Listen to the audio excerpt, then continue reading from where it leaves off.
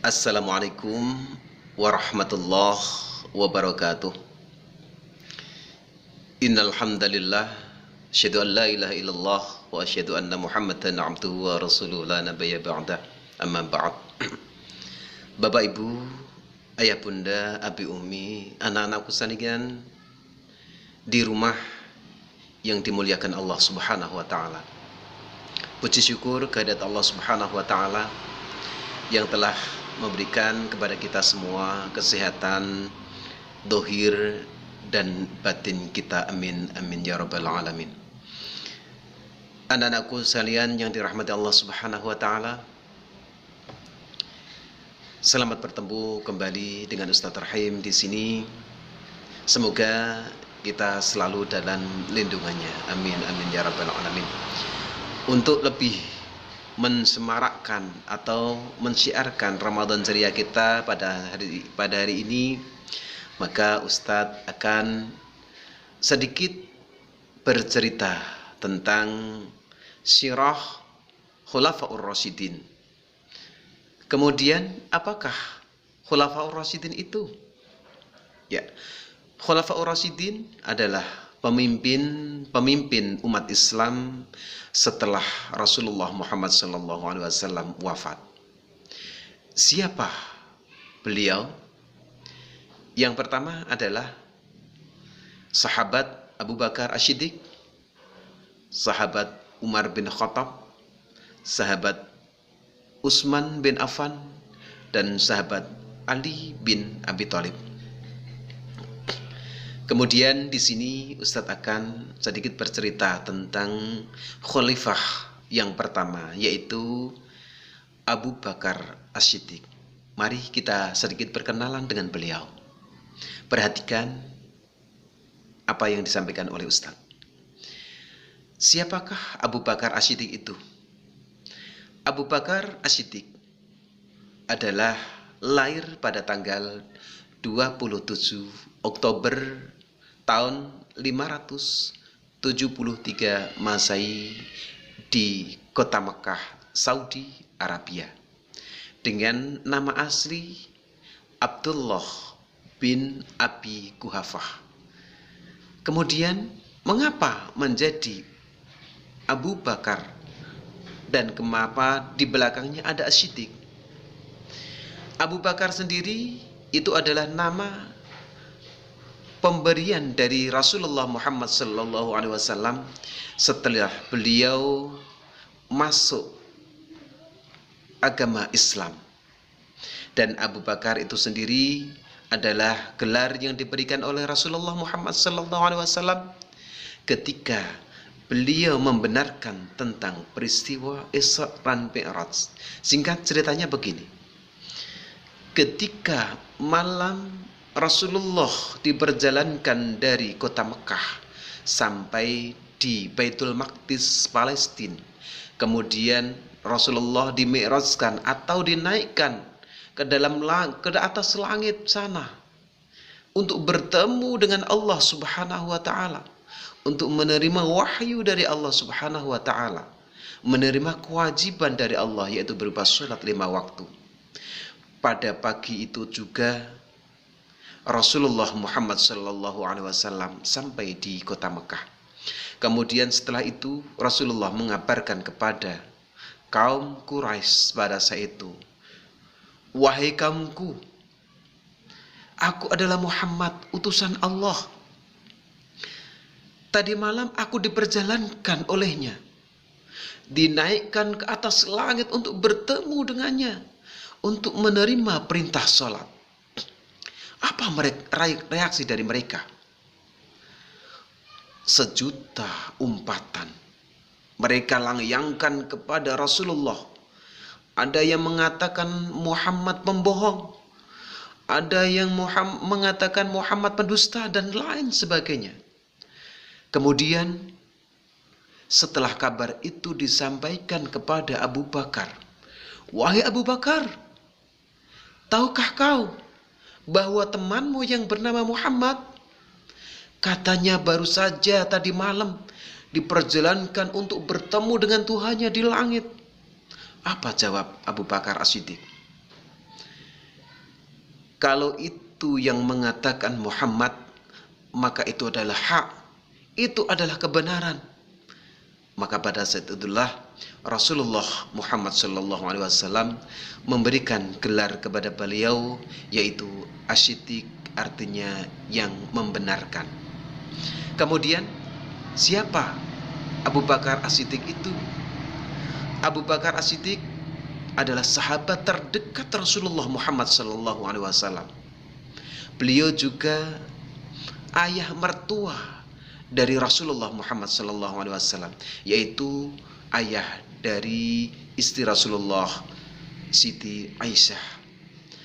Anak-anakku sekalian yang dirahmati Allah Subhanahu wa taala, setelah Rasulullah Muhammad SAW wafat, kemudian ada kekosongan kepemimpinan pada saat itu. Setelah para pemuka sahabat berembuk dan bermusyawarah, siapa pemimpin yang layak untuk menggantikan Rasulullah Muhammad SAW. Kemudian dari musyawarah itu muncullah ada beberapa nama. Katakanlah Abu Bakar As-Siddiq, Umar bin Khattab, Utsman bin Affan, dan Ali bin Abi Thalib. Kemudian sesuai dengan kesepakatan para tokoh sahabat pada saat itu dan sinyal-sinyal yang diberikan oleh Rasulullah untuk menjadi pemimpin setelah Rasulullah tiada, yaitu jatuh pada sahabat Abu Bakar As-Siddiq. Hal ini berdasarkan bahwa ketika Rasulullah Muhammad SAW tidak bisa menjadi imam sholat di masjid, maka beliau mengamanahkan kepada Abu Bakar untuk menjadi imam menggantikan Rasulullah. Berbijak dari itulah maka para pemuka sahabat pada saat itu kemudian mengangkat Abu Bakar As-Siddiq menjadi pemimpin setelah Rasulullah Muhammad SAW, yaitu pada tahun 632 Masehi. Anak-anakku sekalian yang dirahmati Allah Subhanahu wa taala, apakah Abu Bakar bangga dengan diangkatnya beliau menjadi pemimpin umat Islam pada saat itu? Tidak. Hampir 1 minggu, bahkan sampai 1 bulan, Abu Bakar As-Siddiq tidak pernah keluar rumah. Beliau sedih dan sedih. Karena apa? Harus memikul amanah yang begitu berat, yaitu menjadi pemimpin umat Islam. Akan tetapi karena itu adalah amanah, maka dengan senang hati Abu Bakar As-Siddiq menerima amanah itu. Kemudian dibaiatlah beliau menjadi pemimpin umat Islam. Apa yang beliau katakan? Wahai saudara-saudaraku sekalian yang telah membaiat aku menjadi kepala negara atau pemimpin kalian, sesungguhnya aku tidak lebih baik dari kalian. Jika aku berbuat baik, maka bantulah aku dalam kebaikan.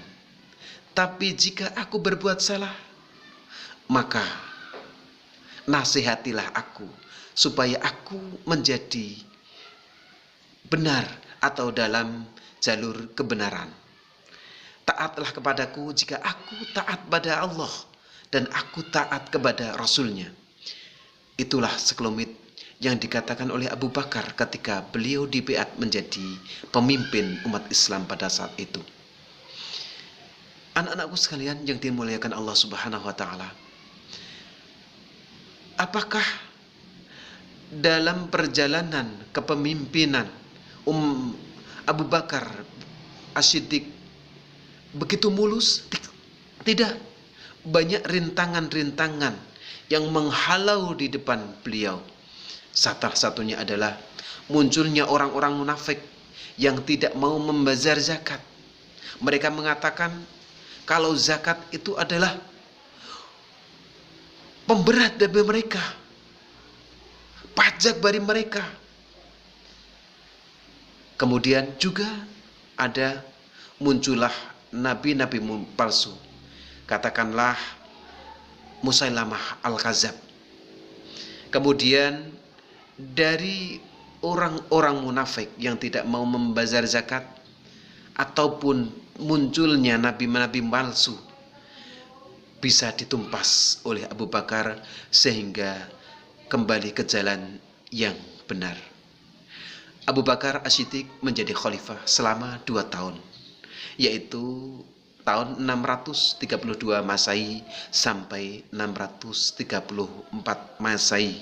Karena beliau umur 61 tahun, kemudian beliau wafat pada tahun itu juga.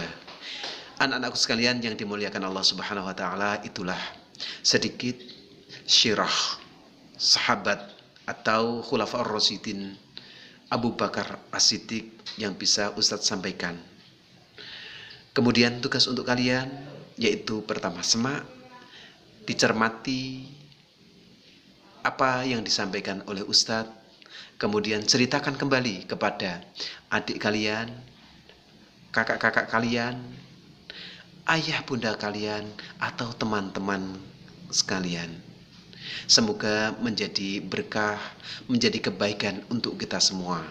Semoga di bulan yang mulia ini kita bisa melewati dengan cukup baik, semua amal kita diterima di sisi Allah Subhanahu wa ta'ala.